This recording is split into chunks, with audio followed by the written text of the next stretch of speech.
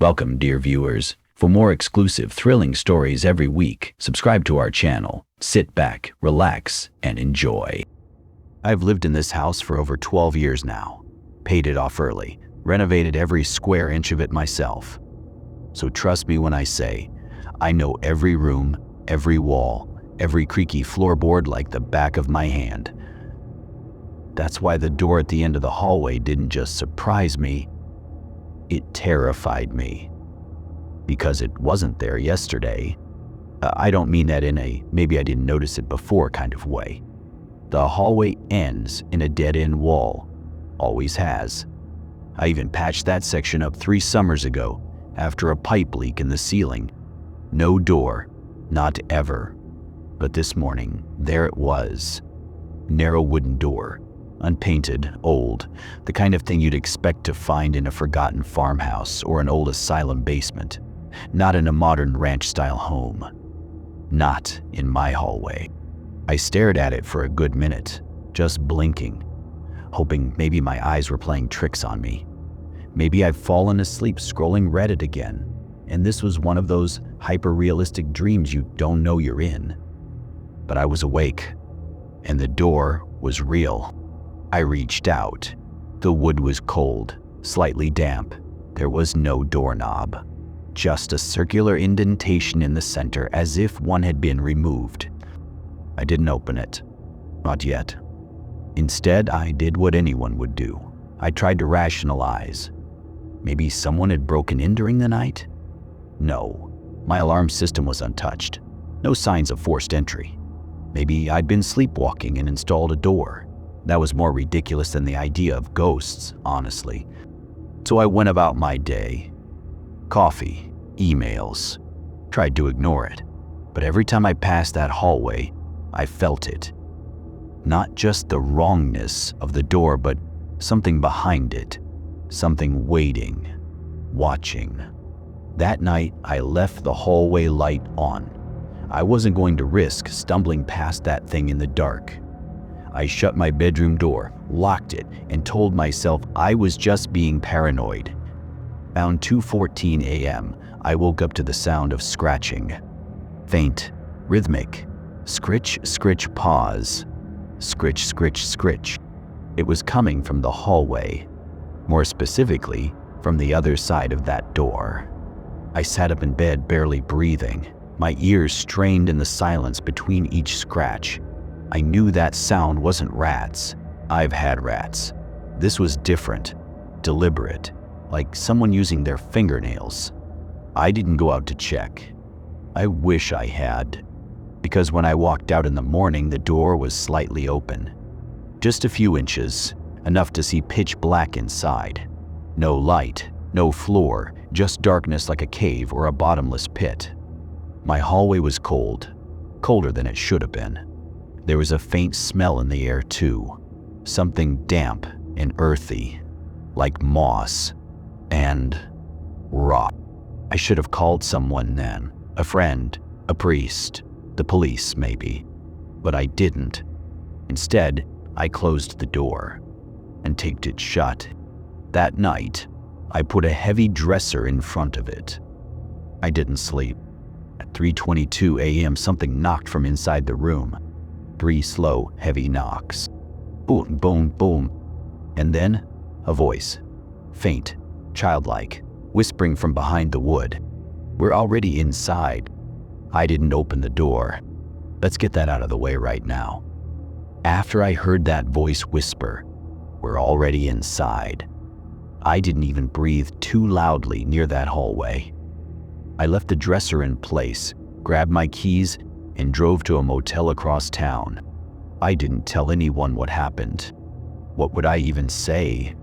Hey, there's a door in my house that didn't exist before, and now some kid is whispering creepy stuff from inside it. Yeah, that'll go over well. I spent the night staring at the motel ceiling, heart pounding every time a floorboard creaked or a pipe groaned. I only slept maybe an hour, but by morning some part of me had convinced the rest it was a hallucination. Sleep deprivation, stress, maybe I had a gas leak. Maybe I was just going insane. I had to go back. It was still my house. When I got there around 9:30 a.m., sunlight poured through the front windows like everything was normal. The hallway looked the same, silent and empty. The dresser was still against the door. The tape, though, torn from the inside. Not ripped like someone yanked it away, but shredded. Long, thin claw marks etched down through the center of the duct tape. It looked like something had been picking at it from within, trying to dig its way out. I didn't touch it. I didn't say a word. I backed out of the house slowly and sat in my car for a full hour. That's when I started hearing the knocks again, but not from inside the house. Ruined from my phone, 3 notifications. No sender, no subject line, just timestamps. 3:22 a.m., 3:22 a.m., 3:22 a.m. No content inside, just blank messages. Then a 4th came through, this time with a voice memo attached. Against my better judgment, I played it. It was the sound of my hallway, the faint hum of my fridge in the distance, the low creak of wood, and then scratching. Just like before, then breathing. Then the voice again, closer this time, clearer. You shouldn't have left the door open. I threw my phone into the passenger seat like it had burned me. This wasn't stress. This wasn't a gas leak. Something was in that room. Something that wanted me to know it was aware of me now. I should have called someone. Again.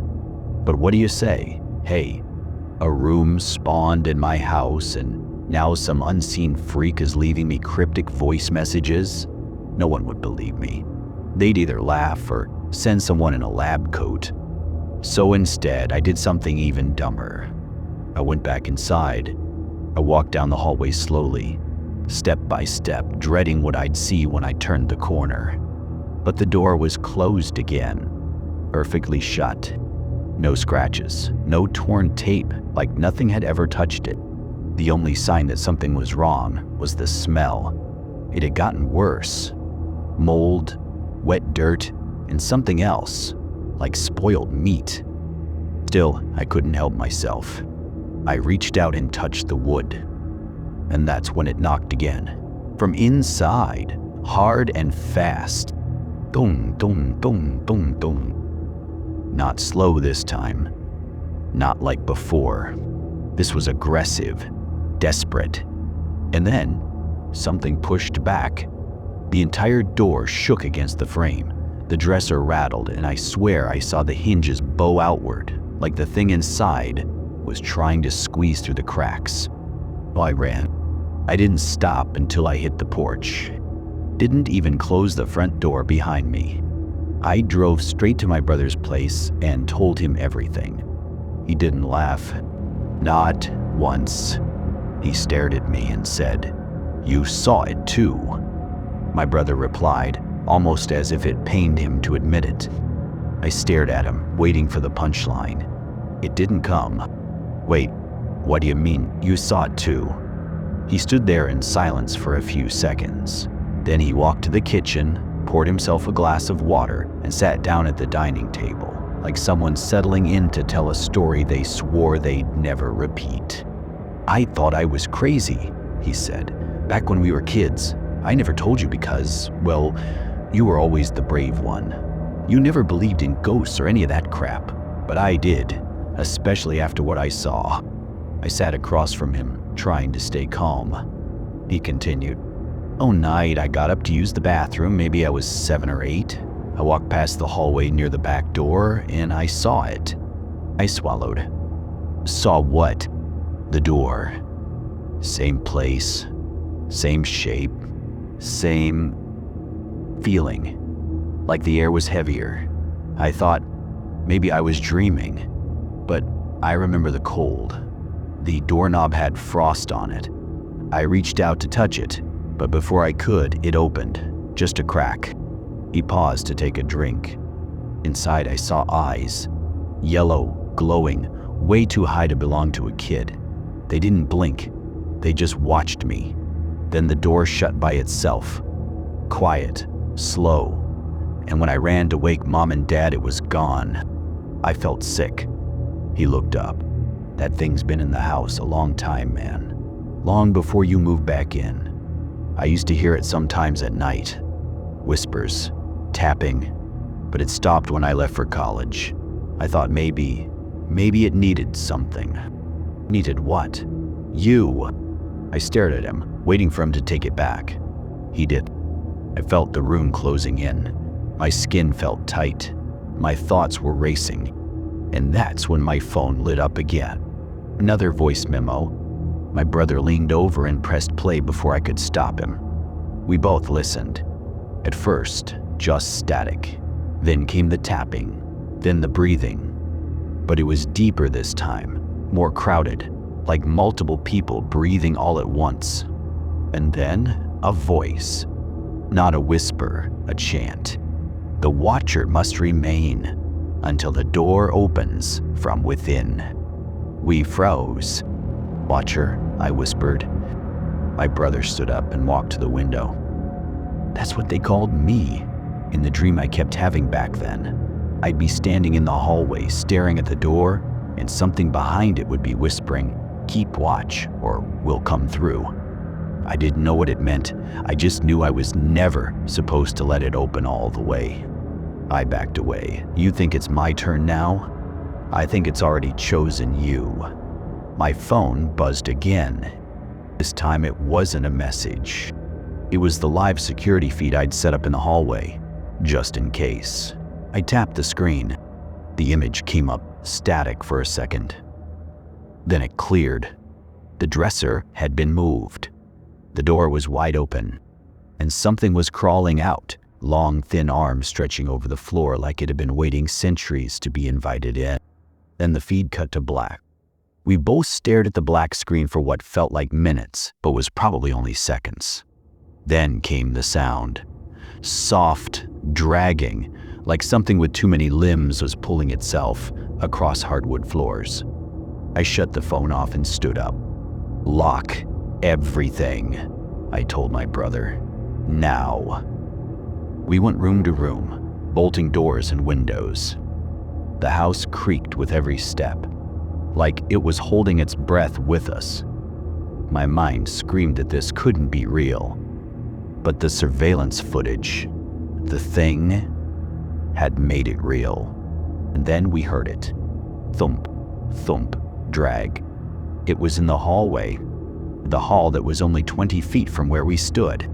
I grabbed the fireplace poker. My brother grabbed a kitchen knife. Neither of us spoke. We just waited, ears straining. Then came the tapping. Soft and rhythmic. On the wall beside us. Not the door. Not the window. The wall. Is that? My brother trailed off. I moved slowly to the wall and pressed my ear to it. From the other side came a whisper, faint but sharp. You weren't supposed to see the door. Now you're the one who has to keep it shut. Then, without warning, the lights flickered and cut out. Total darkness. And with it came that deep, cold feeling again, the same frost that had formed around the door handle in my brother's story. I could feel it behind me, breathing. When I turned, there was nothing, just dark. Then I saw the scratches on the floor, thin, deep lines leading from the hallway into the living room, stopping just short of our feet. The creature had been here already. Why is it doing this? I asked out loud. My brother, barely audible, replied, because the rules were broken. We both looked at each other. What rules? He didn't answer with words. Instead, he reached into his backpack and pulled out an old, beat-up notebook. On the front, Dad's rules, scribbled in red crayon. I found this after he died, he said. Didn't think it meant anything. He opened the first page. It was a list. House rules. Do not break them. Never open the hallway closet between 2:13 and 3:01 at night. If the door with no hinges appears, do not acknowledge it. Someone knocks from inside, ignore it, even if they sound like us. Do not move the dresser. Do not look inside the room. But I already looked inside, I whispered. My brother nodded grimly.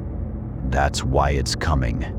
Right then, a slam came from upstairs. We both jumped. Another slam, then another faster now, coming down the stairs. We hid behind the kitchen counter as the dragging sound returned, louder than before. The creature was no longer hiding. The lights flashed on and off rapidly, and in each strobe I saw more detail. Long, pale limbs. A face that looked stretched, like plastic wrap over bone. Eyes that glowed.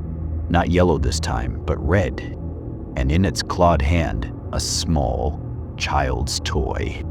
My old toy. The same one that went missing 20 years ago. It's always been here, I muttered. For the dawn. Then I remembered something. The notebook. I yanked it from my brother and flipped to the last page. There, written in different handwriting, was one final note. If the door opens fully, the house belongs to them. There's a room in my house that no one built, but it still has visitors at night. We stared at the notebook and if the door opens fully, the house belongs to them. The lights flickered, slower now, each strobe a pulse of dread. The creature crept closer, dragging something behind it. A burlap sack, tied at the top. It left a streak of something dark and wet across the floor. It didn't make a sound, just watched us with those two wide red eyes. Its head tilted in a jerky, animal way, and then it spoke.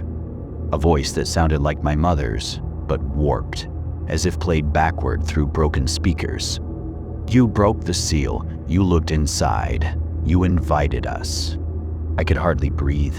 My brother was frozen beside me. The notebook slipped from his hands and hit the floor with a soft slap. In the next flash of light, the creature was gone. But the front door was open. We hadn't touched it. A cold wind blew in, not from outside, but from the hallway. I stood, trembling, and walked toward the corridor. The air thickened like syrup, pressing against my skin. And there it was again.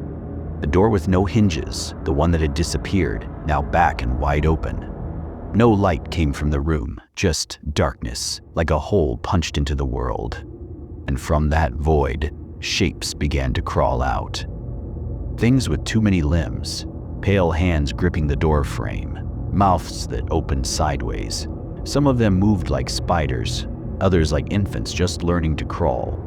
But all of them had one thing in common. They had faces that looked like people I knew. One had my father's eyes, another had my childhood friend's voice. One even whispered my own name, using my own voice. You belong to us now. I slammed the door shut with everything I had, but it didn't budge. It wanted to stay open. My brother rushed in behind me, and together we shoved the heavy dresser, the one we were told never to move, in front of the door. The moment it touched the frame, everything stopped. Silence. No flickering lights or breathing behind us. Just silence. I looked down and saw the scratches on the floor again. Hundreds of them, all leading to the room. We stood there for what felt like hours. But eventually, the silence settled. We slept on the living room floor that night, afraid to even blink too long. The next morning, the door was gone again, like it had never been there. But the dresser stayed. We didn't move it. We didn't talk about it. We just went on pretending. Until last week, when I woke up at 2:45 a.m., and I heard someone knock on the wall next to my bed. 3 soft taps, then a whisper. My own voice, speaking from inside the drywall. You can't block the door forever. So now every night, I listen for the sound of dragging. I check the hallway for that door with no hinges. And I keep the notebook close, flipping to that last page every night, as if reading the rule again will somehow make the truth go away. But deep down, I know the truth. That room never left. It was never added to the house. It was always here, waiting for someone to see it. And now that I have, it's just a matter of time. That wraps up tonight's pasta. If your lights flicker, Don't blame the wiring. Until the next shadow creeps in. If you haven't subscribed yet, please do. It helps more than you know. And if you liked the story, don't forget to hit the like button. In the comments below, share your own horror experience. I'll be reading after midnight. Good night. See you again tomorrow.